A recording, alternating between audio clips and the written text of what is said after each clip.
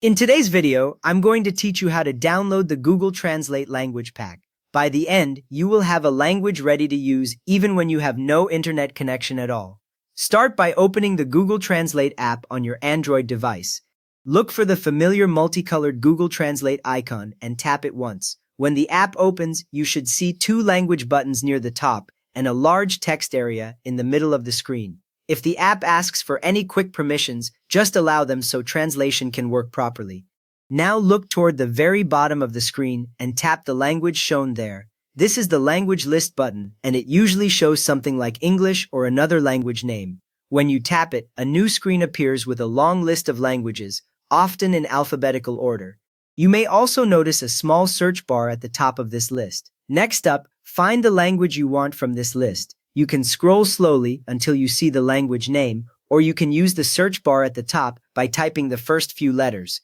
As you scroll, you will notice some languages have a small download icon on the right, while others might already say downloaded.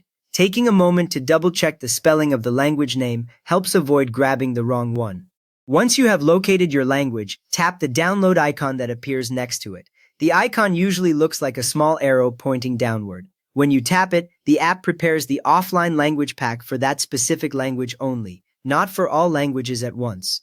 Right after you tap, the icon will briefly change, showing that the process has started.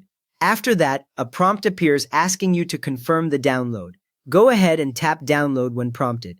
The message may also remind you that Google recommends using Wi-Fi because some language packs can be quite large. If you are on mobile data, keep an eye on your data usage, especially if your plan has limits. Once you tap download, the app immediately starts fetching the files it needs.